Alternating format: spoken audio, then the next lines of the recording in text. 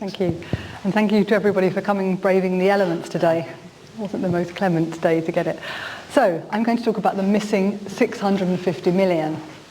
According to current estimates, there are around 650 million persons with disabilities globally. Yet they have been largely absent from the many discussions and decisions that determine their lives. To celebrate International Day of Persons with Disabilities, which is actually tomorrow, the 3rd of December, this lecture will examine some of the current debates, discussions taking place within academia, international development practice, and at policy level, and examine why these voices have been missing for so long. Just a point of note, the international convention is to use persons with disabilities. I'm going to use disabled people and persons with disabilities interchangeably.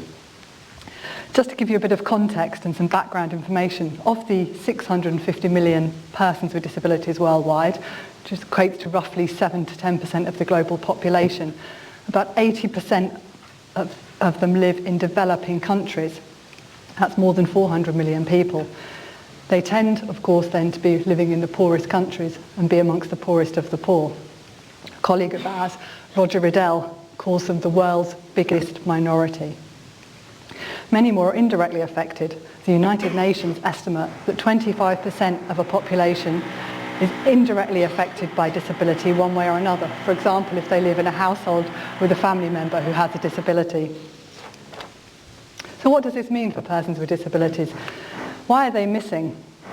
Partly this is a result of invisibility, stigma, prejudice, discrimination and exclusion. I'm going to have to shout over that, aren't I? Persons with disabilities, particularly women and children, are very vulnerable to violence, exploitation and sexual abuse. Women in particular face double discrimination on the basis of their gender and on their disability. There are strong links between disability and poverty.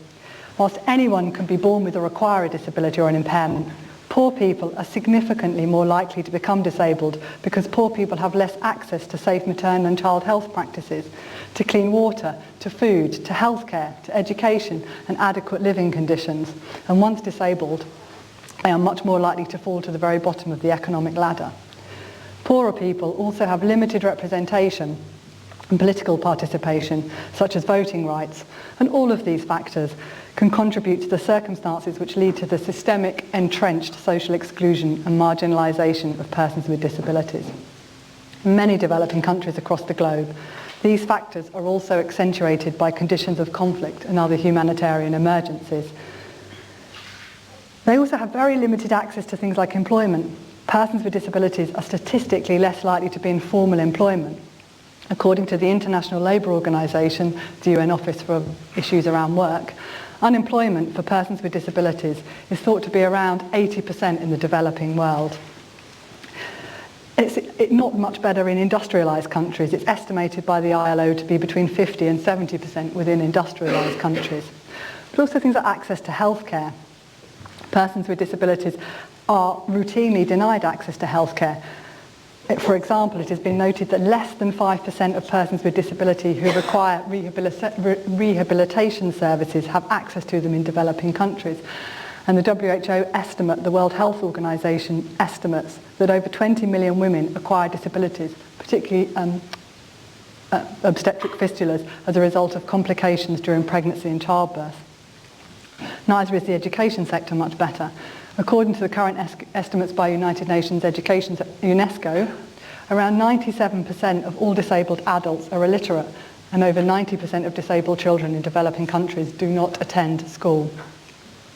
This is particularly attenuated for women. Women with disabilities are statistically likely to be more illiterate than men, and this has implications for poverty, future generations of children, and obviously within international development, the links between literacy and poverty are already well established. It also means a lack of access to things like shelter, housing, food, water and sanitation. Why is this the case, and why has there been so little discussion within the international development literature about disability and so little attention to ensuring representation and inclusion of persons with disabilities themselves within these processes? Persons with disabilities are often, unfortunately, invisible within mainstream development programs. This is partly due to the belief that disability is a specialist area of programming and is costly, both in terms of human and financial resources, and thus is someone else's responsibility. Two of the most common refrains heard by those working in the area of international development, particularly from mainstream development agencies, is that they don't understand disability, it's a specialist area, or we don't see many persons with disabilities in the areas we work in, but do they stop to question why? When disabled people are included, it's often as a list of those considered as particularly vulnerable, along with women, children, older adults, and other minority groups. From this perspective, disability is yet another box to tick, and inclusion becomes less about achieving rights and confronting prevailing negative attitudes than achieving targets. Disability, like gender, is a cross-cutting issue. It affects all groups in all societies. But mainstreaming disability into the wider development agenda is not in itself enough. Prevailing and deeply entrenched social attitudes, beliefs, and discrimination must also be addressed. For example, within the United Nations, the number of dedicated staff out of a staff of thousands who work full-time on disability issues is less than 50. Most disability organisations or disabled people's organisations and non-government organisations or international development organisations working on disability issues have a very small component of global development arena funding and have very little access to the resources and indeed cooperation, chances to cooperate with the larger players. And it's very hard to accurately quantify the amount of resources that are actually dedicated to disability issues within international development. But this lack of focus means that disabled people's organisations and non-government organisations working on disability issues are in fact a very small component of the international development arena. In many ways, the history of the relationship between disability and the wider development agenda reflects more general debates about representation, legitimacy, inclusion, participation and voice, as well as more pragmatic discussions about allocations of donor funding, how these funds are spent, accountability and the evaluation of their effectiveness. I'm going to talk about some examples from humanitarian aid. This is a sector I work in and have particular experience of. In this sector, there's very little evidence of the amount of money allocated to disability issues apart from specific projects such as rehabilitation programs. For example, despite the amount of money allocated to tsunami-affected areas after the Indian Ocean tsunami in 2004, or indeed the Pakistan earthquake in 2005, or indeed in Darfur, where this picture is taken, where there's an ongoing crisis, it's very hard to get an accurate picture of the amount of money that's put in for disability issues. Despite this, the World Health Organization estimate that armed conflict will be the 8th most common cause of disability worldwide by 2020. And over an estimated 3.5 million refugees and internally displaced people live with disabilities in refugee camps and urban slums around the world. Conflict and disaster situations then can be a significant cause of impairments. That may be due to direct injuries, stepping on landmines, cluster munitions, gunshot wounds, but also the indirect effects such as lack of access to healthcare programs, immunisation programs. Yet, disabled people are often the very least visible in emergencies and sustain disproportionately higher rates of morbidity and mortality, and in the aftermath of conflict or a disaster may find that their situation is in fact exacerbated, for example by the loss of family members or carers, by the loss of assistive devices, or the lack of medication and healthcare. Disabled people are often unable to access the very emergency humanitarian aid that they're supposed to be able to access. This may be through communication difficulties, mobility difficulties, or just a general lack of access and unawareness. Disabled people may then become more vulnerable, not only to violence and abuse, but also to further impairments and further disabling conditions. It's also worth pointing out that 10% of any population following a disaster is at risk of developing serious mental health problems as a result of psychological trauma. So that also has a long-term consequences. And in particular, in humanitarian situations, we're looking at contexts where people are very poor and have very little coping capacity in any way, so that can be compounded by disability. There are also ways in which these needs and humanitarian needs are assessed. Many of the assessments often unintentionally lead to exclusion, stigma, and discrimination. Many of them lead to no guarantee of services. Therefore, many disabled people, including those with without visible impairments such as mental health problems or epilepsy choose not to self-identify. It may be that actually identifying themselves as disabled will lead to more discrimination in the communities and environments that they're living in. But this then perpetuates the myth that there are hardly any disabled people in these environments. Our research has shown that disabled people and their organisations are really rarely consulted or included in the decisions that really impact on their lives, particularly in humanitarian situations. And there has been little analysis of how and why disabled people are excluded and what those specific vulnerabilities are. Moreover, disabled people's organisations are rarely given the opportunity or the resources to develop these capacities, and there's almost little or no evidence of any of the impact of these interventions on the lives of disabled people. However, things are changing, and there are some good things. I'm going to talk a little bit about the role of the global disability rights movement to understand the impact that the international disability movement has had both on international disability rights as well as the wider development agenda. I first need to give a little bit of background to the different models used to talk about disability and ways to understand disability issues. This is perhaps best seen as a continuum from the charity model, which is often the way disabled people are seen as something to be pitied and helped, with little or no recognition of equal rights or the role that discrimination plays. This is particularly evident in many developing countries, and particularly still today evident in many countries. Then there's the medical model. This defines disability or disabled people by their impairments and offers medical or technical solutions to alleviate these impairments. It's an individualistic approach that does not look at the social barriers. However, advances were made in the 1960s when disabled people's organisations came to constitute an important element of the civil rights movement in both developed and developing countries. Invariably, these organisations are run and managed by people with disabilities themselves. The social model defines disability as the social consequence of having an impairment, and therefore the inequalities faced by disabled people can only be overcome if societies themselves become inclusive.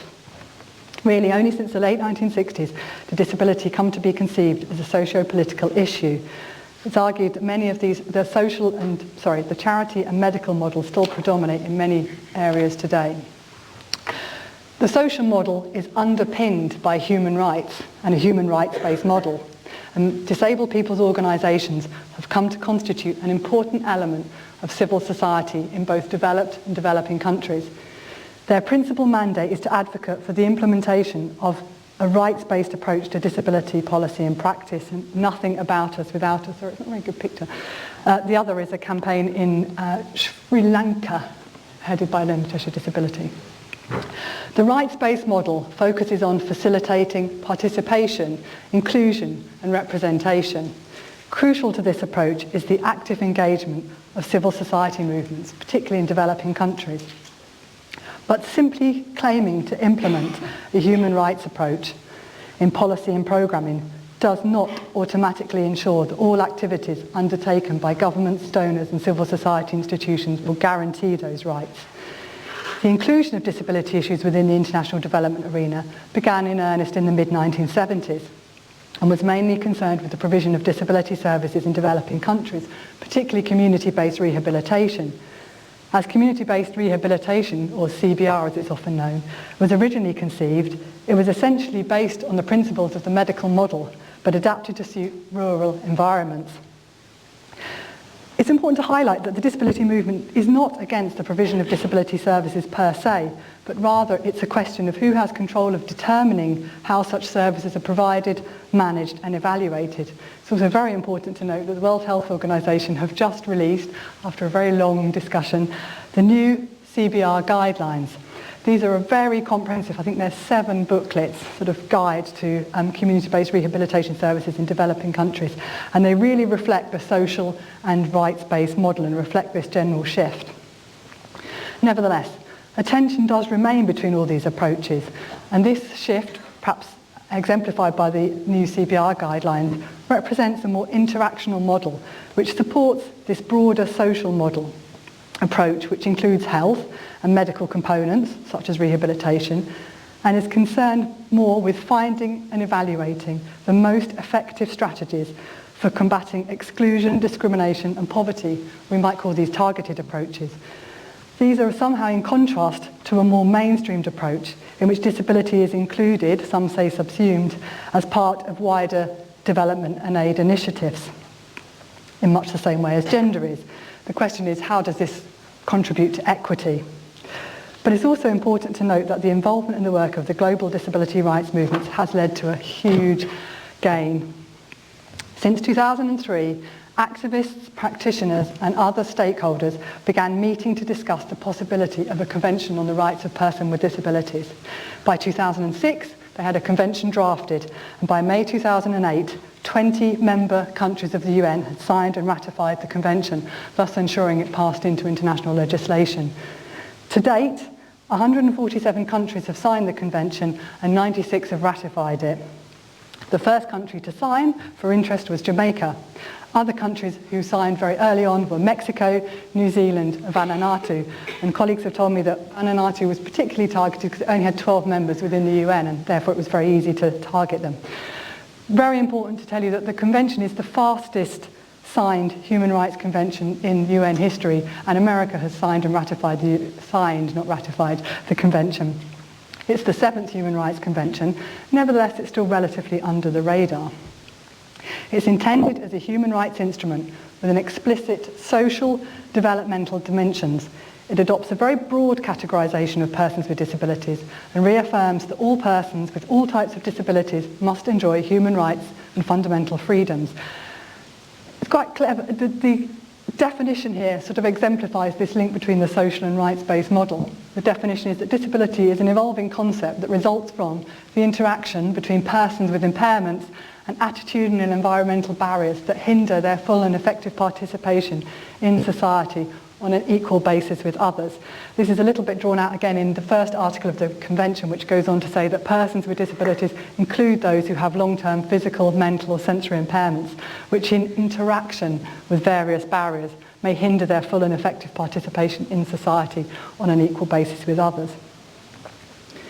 The Convention clarifies and qualifies how all categories of rights apply to persons with disabilities and identifies areas where adaptations have to be made for persons with disabilities and to effectively exercise their rights, as well as areas where these rights have been violated and where protection of rights must be reinforced.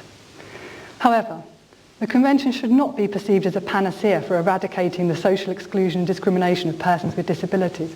It's a necessary instrument for upholding these rights, but proof of its efficacy will be in how it is implemented. It's a little early to determine whether monitoring and evaluation frameworks are sufficiently robust, particularly at national and subnational levels, and especially as a number of governments have yet to sign up to the Convention. Nevertheless, it has had some very specific and positive benefits, and I'm going to give you one topically, I thought, because yesterday was World AIDS Day. One of the strongest areas where they've had success is on HIV and AIDS awareness. Persons with disabilities were largely excluded from HIV awareness and AIDS awareness and education programs across the Africa and in fact across the globe, largely due to the commonly held belief by both the people working in the field and by local people themselves that persons with disabilities didn't have sex. As noted, persons with disabilities want many of the same support structures, aid and interventions as all other sections of society, but it's how these aid and interventions are provided that makes the difference. The first piece of work on HIV and AIDS and disability was undertaken in 2002. Compared to other work on HIV and AIDS, this had a tiny budget of only about $80,000. Nevertheless, the work surveyed 57 countries, looking at both disability organisations, disabled people's organisations, as well as HIV and AIDS organisations, asking each other if they had heard about, if disability had heard about AIDS awareness and vice versa. Almost no agencies working on HIV had done any work on disability in their campaigns or their education and awareness programmes. Conversely, no disability organisations at that point had done any work on HIV and AIDS. That resulted in a global campaign, of which the very nice logo of the person with the AIDS ribbon in the wheelchair, as well as specific campaigns. This one is a picture from the Africa campaign and shows how sign language interpreters were used to do HIV and awareness training in Kenya, in Nairobi. And this year, at the UN headquarters in New York, Their Director of UNAIDS, Michel Sidibe, has presented a statement on HIV and AIDS and persons with disabilities. Another more successful arena has been within the Millennium Development Goals. The continued exclusion of persons with disabilities from mainstream development and aid programmes has meant that not only will the international community fail to eliminate poverty and fail to achieve its own targets, such as the Millennium Development Goals, of which HIV eradication is but one, but will also fail to address human rights issues. The Millennium Development Goals are global benchmarks put in place by the international community to indicate their achievement by 2015. Currently, there is nothing on disability or disability inclusion in any of the Millennium Development Goals. Yet, every goal is as relevant to persons with disabilities as it is to all other members of the community. For example, the eradication of malaria, HIV and AIDS, or promoting gender equality. Without inclusion, the goal of eradicating global poverty will remain unobtainable. Disability has often been seen as a secondary issue within the international development arena, partly as a result of framing of disability as a specialist health issue rather than a human rights or a poverty issue. As a consequence of the medical and charity models of disability, it has been widely believed that including persons with disabilities in aid and development programmes is expensive and a specialist area. Therefore, disability has remained a low priority on both national and international policy agendas. These Millennium Development Goal commitments provide an international policy framework and a subsequent chance to shift this perspective, which, further strengthened by the United Nations Convention on the Rights of Persons with Disabilities, provides an impetus and a unique platform for the advancement of the international disability rights agenda in development, and which to engage with wider global development issues.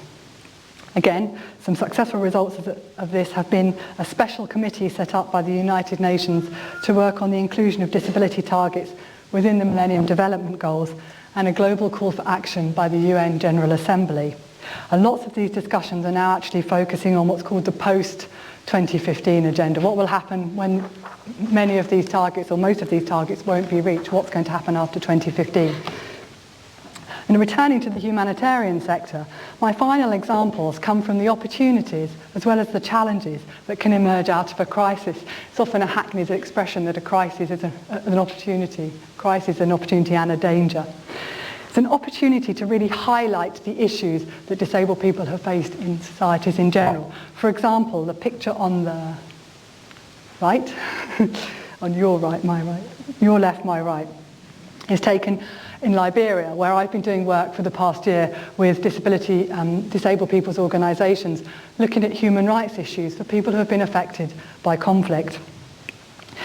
The opportunities are there. There's a huge international presence. There's still about 12,000 United Nations peacekeepers in a relatively small country. There's also a large amount of funding for development issues.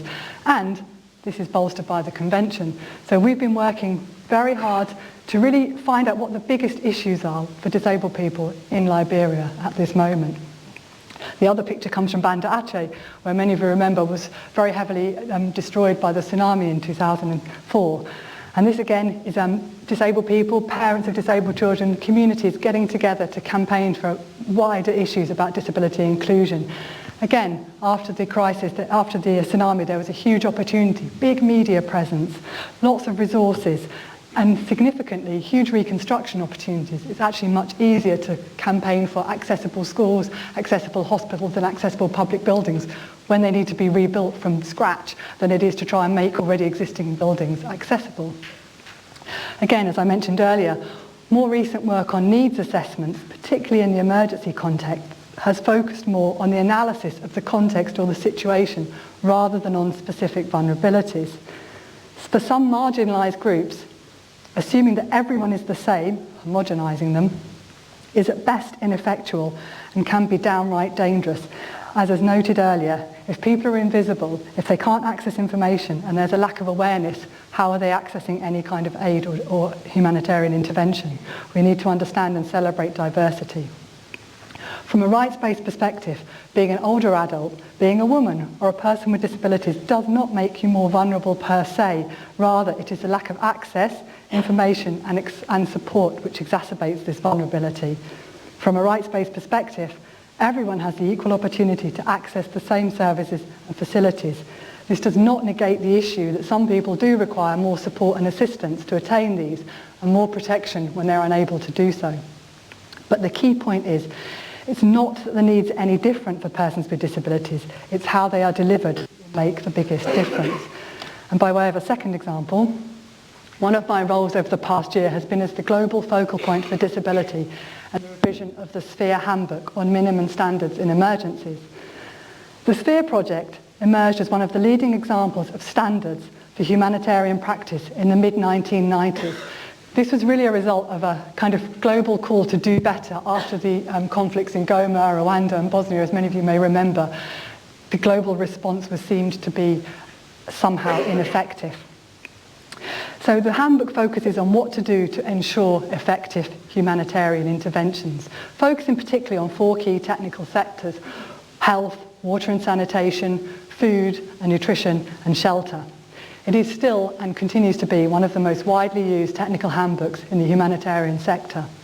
It was my job to collect the evidence of best practice and expert opinion on the inclusion of persons with disabilities in humanitarian responses.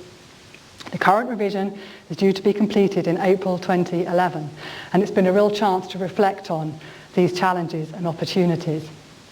The opportunities to increase disability awareness, both amongst the agencies working in the humanitarian sector, as well as about the humanitarian sector and the Sphere standards amongst the disability community. And just to illustrate, this picture was taken in Orissa, in Bhubaneswar, to say that, and it's working with local disability activists going through each of the Sphere standards to really think about what could be done to better include disabled people. There was also an opportunity to move away, as I said, from this earlier issues and focus very much on vulnerabilities and far less on people's capacities and coping strategies, on what disabled people could do themselves in these situations. And again, we worked very hard to link with many of the other cross-cutting issues: older adults, children, women. A lot of these issues face the same issues of access and exclusion, assessment, participation, representation. And finally, I'm going to give you a few specific examples. For those of you in the audience that are technical engineers, you will observe that the hand pump in the top left-hand corner is probably not an accessible hand pump, and it's not. But this is a hand water pump, a borehole water pump in a community in Sierra Leone. And really what we wanted to highlight in the feedback to the water and sanitation technical experts was that actually the biggest issue for disabled people, it may be important to know how much water they need, but actually they need to be able to know that they can get the water in the first place. If they can't get any water in the first place, whether it's 5 litres or 10 litres, it's a little bit of a moot point. And also communication. How do you know where to go to access the toilets? All these kind of issues. Similarly, issues around food.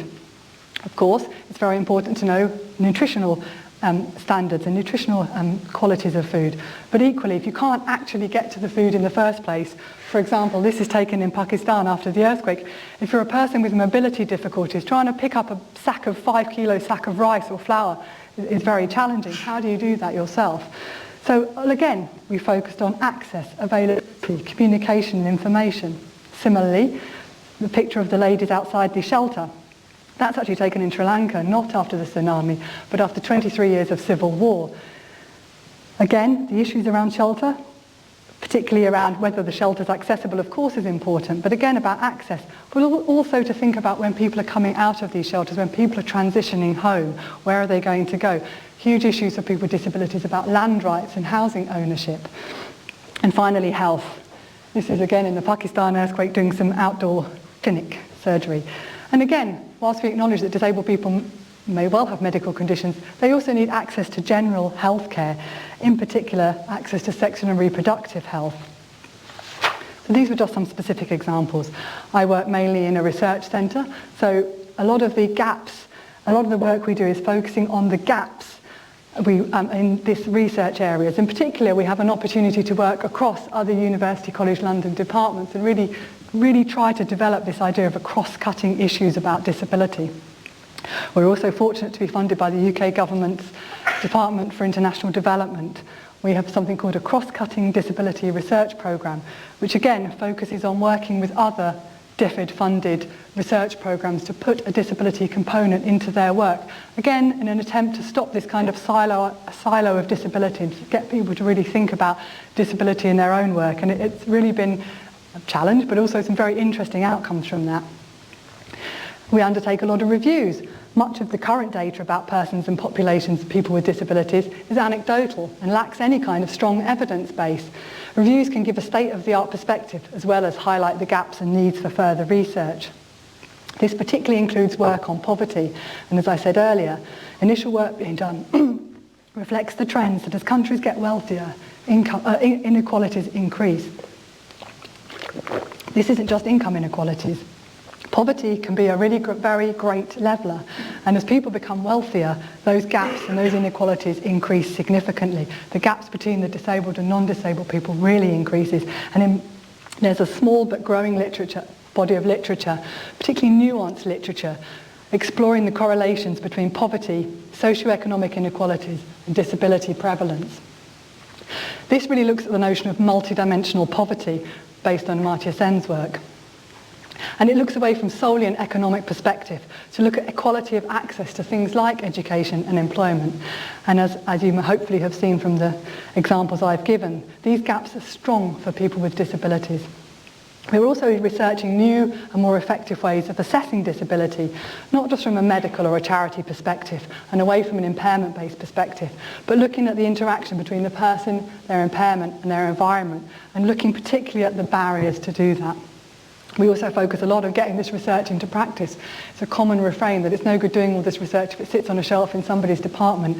And we really focus on getting this into policy and having some kind of effectiveness. And here our partnership with Leonard Cheshire Disability really helps to get that into practice. So what are our ongoing challenges? Why do we need all this data? Why did I start with this question about 650 million? As I said, much of the data focuses on impairments and concentrates rather on deficits instead of looking at the discrimination and lack of access faced by persons with disabilities within their communities. Defining and labelling disability is a complex and controversial notion and has a number of consequences in terms of identity, attitudes and access to resources. It's also challenging in that there are often many local understandings of who is disabled and what constitutes disability. This means there's little internationally comparable data, and what there is often indicates that higher income countries tend to have higher rates of registered disabled people. For example, statistically, I think New Zealand has a rate, and someone can come back and tell me this isn't true, of about 27% of persons with disabilities. India, the last census in India said something like 1.3% of the population was disabled. But it's important to note that statistics and prevalence rates often link to welfare assistance and other social protection schemes through which persons with disabilities may be more easily identified.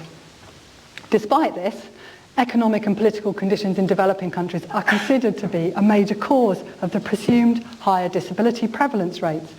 Widespread poverty results in inadequate nutrition, harmful livelihoods, lack of healthcare, war and disasters. All would be expected to correlate with higher levels of impairment, but as I've said, this is not yet borne out by the evidence. Inevitably, the differences in measuring instruments used to influence prevalence rates in developing countries and the very low percentages reflect the lack of good data collection instruments, or rather the failure of many efforts to even collect data on disability in the first place.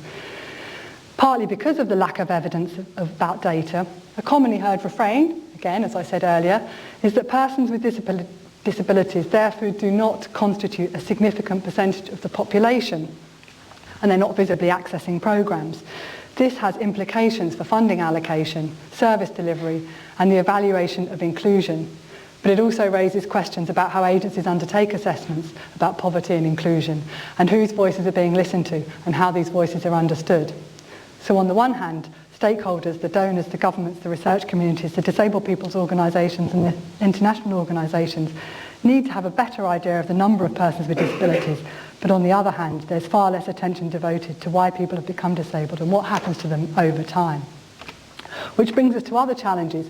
Global trends, shifting demographics, what are the links between disability and ageing, chronic diseases in disability, and other future areas of humanitarian and development concerns.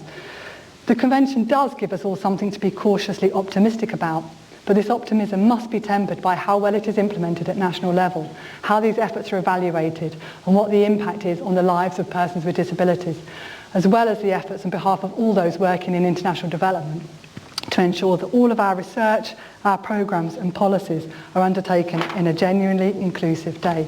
Which brings me to my final slide. The annual observance of the International Day of Persons with Disabilities on the 3rd of December aims to promote an understanding of disability issues and mobilise support for the rights, dignity and well-being of persons with disabilities. The United Nations themselves suggest that the day can be observed through 4 key areas. The involvement of all interested communities, and they particularly highlight schools, universities and similar institutions, so I guess we're doing our bit here. They also suggest organising forums, public discussions and information campaigns in support of the day, which focus on disability issues and trends, and the ways and means by which people with disabilities and their families pursue independent lives, sustainable livelihoods and financial security. They also suggest celebrating the contributions that persons with disabilities make to the societies they live, as well as, finally, practical action to further implement the norms and standards which concern persons with disabilities in inclusion in social life and development on the basis of equality. And these are just some examples I found from around the world, particularly these from Zimbabwe and Sri Lanka, of campaigning groups and on International Day of Persons with Disabilities. So I call on you to do this in your research, your work and your everyday life, to think about how all of our actions have an effect and how we can be more inclusive in these actions. Thank you.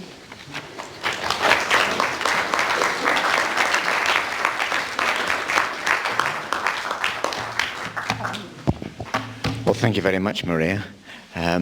We really have only time, I think, for about one question, because we do have to leave at 5 to 1. So, any questions?